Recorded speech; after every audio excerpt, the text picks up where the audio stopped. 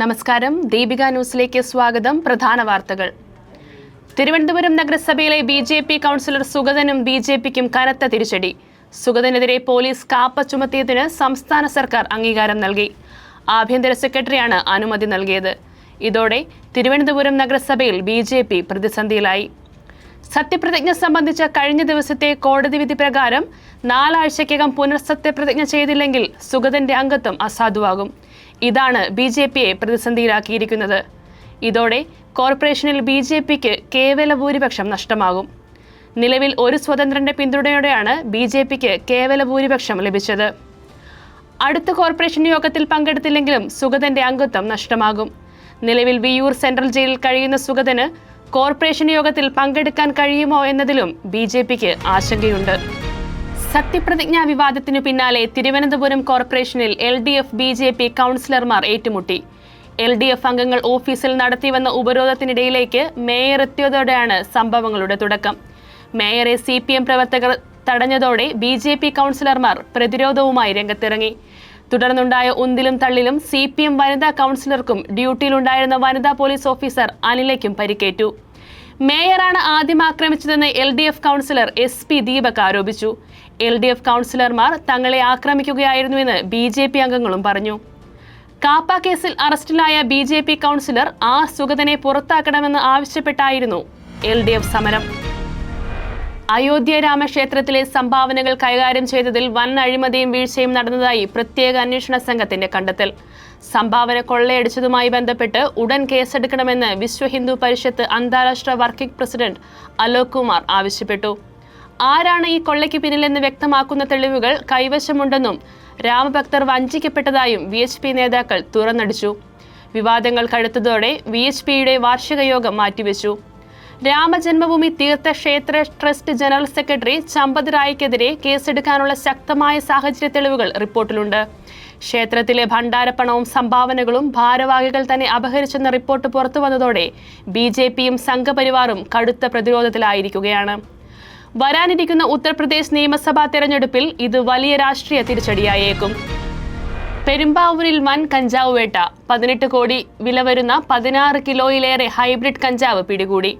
വൈപ്പിൻ സ്വദേശിയായ അറുകാട് വീട്ടിൽ ആയുഷ്, ഇയാളുടെ ഭാര്യ അനില എന്നിവരാണ് ഓപ്പറേഷൻ തൂഫാന്റെ ഭാഗമായ പരിശോധനയിൽ പെരുമ്പാവൂർ പോലീസിന്റെ പിടിയിലായത്. ആയുഷ് സഞ്ചരിച്ച സ്കൂട്ടറിൽ നിന്നും താമസിക്കുന്ന ഫ്ളാറ്റിൽ നിന്നുമാണ് കഞ്ചാവ് പിടികൂടിയത്. മാറമ്പിള്ളി വില്ലേജിൽ പള്ളിപ്പുറം കരയിൽ കുന്നുവഴി ഭാഗത്ത് നടത്തിയ പരിശോധനയിൽ ഇന്നലെ രാവിലെ 6:30ഓടെയാണ് സ്കൂട്ടറിൽ കഞ്ചാവ് എത്തിച്ച് വിൽപ്പനയ്ക്ക് പോകുന്നതിനിടെ ആയുഷിനെ പിടികൂടിയത്. പ്രതിയുടെ പക്കൽ നിന്നും 1.166 കിലോഗ്രാം ഹൈബ്രിഡ് കഞ്ചാവും പിടികൂടി. തുടർന്ന് ഇയാൾ താമസിച്ചു വരുന്ന കുന്നുവഴി ഭാഗത്തുള്ള നന്മ ഫ്ളാറ്റ് പരിശോധിച്ചപ്പോൾ 16 കിലോ ഹൈബ്രിഡ് കഞ്ചാവ് കണ്ടെടുത്തു. ഇവിടെ നിന്ന് പ്രതിയുടെ ഭാര്യ അനിലയെ അറസ്റ്റ് ചെയ്തു. ജൂൺ 8-ന് വാടകയ്ക്കെടുത്ത ഫ്ളാറ്റിൽ ഇക്കഴിഞ്ഞ 12-നാണ് പ്രതി കുടുംബസമേതം താമസമാക്കിയത്. KPCC അധ്യക്ഷ സ്ഥാനത്തേക്ക് തനിക്കുള്ള അവകാശവാദം ശക്തമാക്കിക്കൊണ്ട് മുതിർന്ന കോൺഗ്രസ് നേതാവ് ജോസഫ് വാഴക്കൻ ഡൽഹിയിലെത്തി. കോൺഗ്രസ് അധ്യക്ഷൻ Mallikarjun Kharge, AICC general secretary KC Venugopal എന്നിവരുമായി കൂടിക്കാഴ്ച നടത്തി അധ്യക്ഷ സ്ഥാനത്തിനായുള്ള താൽപര്യം അദ്ദേഹം നേരിട്ട് അറിയിച്ചു. കേരളത്തിലെ ഒരു വിഭാഗം പ്രമുഖ നേതാക്കളുടെയും അണികളുടെയും ശക്തമായ പിന്തുണ തനിക്കുണ്ടെന്ന കാര്യം ഹൈക്കമാൻഡിനെ ബോധ്യപ്പെടുത്താനാണ് ജോസഫ് വാഴക്കന്റെ ശ്രമം. ജോസഫ് വാഴക്കിന് പുറമെ കൊടിക്കുന്നിൽ സുരേഷ്, രാജ്മോഹൻ ഉണ്ണിത്താൻ അടക്കമുള്ള പ്രമുഖ നേതാക്കളും KPCC അധ്യക്ഷ സ്ഥാനത്തിനായി രംഗത്തുണ്ട്. 10ാം ക്ലാസ് വിദ്യാർത്ഥിയുടെ വാട്ടർ ബോട്ടിലിൽ നിന്നും ചാരായം കണ്ടെത്തിയ സംഭവത്തിൽ പോലീസ് അന്വേഷണം ആരംഭിച്ചു. കഴിഞ്ഞ ദിവസം താമരശ്ശേരിയിലെ ഒരു സ്കൂളിൽ അധ്യാപകർ നടത്തിയ പരിശോധനയിലാണ് വാട്ടർ ബോട്ടിലിൽ നിന്നും ചാരായം പിടിച്ചെടുത്തത്. ചില വിദ്യാർത്ഥികൾ സ്കൂളിൽ മദ്യം ഉപയോഗിക്കുന്നുണ്ടെന്ന രഹസ്യവിവരത്തെ തുടർന്നാണ് അധ്യാപകർ പരിശോധന നടത്തിയത്.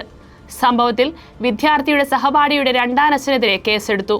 ഇയാളുടെ വീട്ടിൽ നിന്ന് 28 ലിറ്റർ വാറ്റുചാരായവും പിടിച്ചെടുത്തു.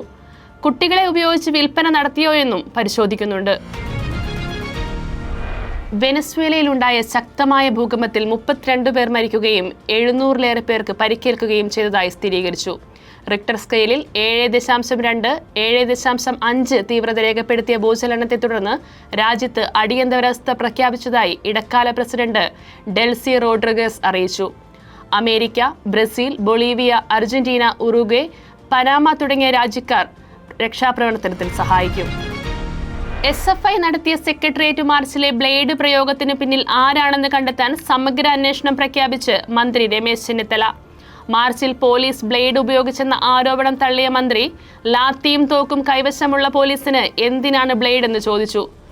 ബാരിക്കേഡ് കെട്ടിയിരുന്ന കയറുകൾ അറുത്തുമാറ്റാൻ SFI പ്രവർത്തകർ ബ്ലേഡ് കൊണ്ടുവന്നു എന്നാണ് FIR-ൽ പറയുന്നത്. 10 പേർക്കെതിരെ കേസെടുത്തു. ഫിഫ ലോകകപ്പിലെ ഗ്രൂപ്പ് C പോരാട്ടത്തിൽ സ്കോട്ട്ലൻഡിനെതിരെ ബ്രസീലിന് ഗംഭീര ജയം. ബുധനാഴ്ച നടന്ന മത്സരത്തിൽ എതിരില്ലാത്ത 3 ഗോളുകൾക്കാണ് ബ്രസീൽ വിജയിച്ചത്. ബ്രസീലിന് വേണ്ടി വിനീഷ്യസ് ജൂനിയർ 2 ഗോളുകളും മാത്യൂസ് കുൻഹ 1 ഗോളും നേടി. മറ്റൊരു മത്സരത്തിൽ ഏഷ്യൻ കരുത്തരായ ദക്ഷിണ കൊറിയയെ മറുപടിയില്ലാത്ത 1 ഗോൾ നട്ടിമറിച്ച് ദക്ഷിണാഫ്രിക്ക നോക്കൌട്ടിൽ കടന്നു. 63-ാം മിനിറ്റിൽ തബേലോ മസേക്കയാണ് ദക്ഷിണാഫ്രിക്കയുടെ വിജയ ഗോൾ നേടിയത്. ഇതോടെ വാർത്തകൾ അവസാനിച്ചു. നമസ്കാരം. സത്യസന്ധമായ വാർത്തകൾ അറിയാൻ ദീപിക ന്യൂസ് ഫോളോ ചെയ്യൂ.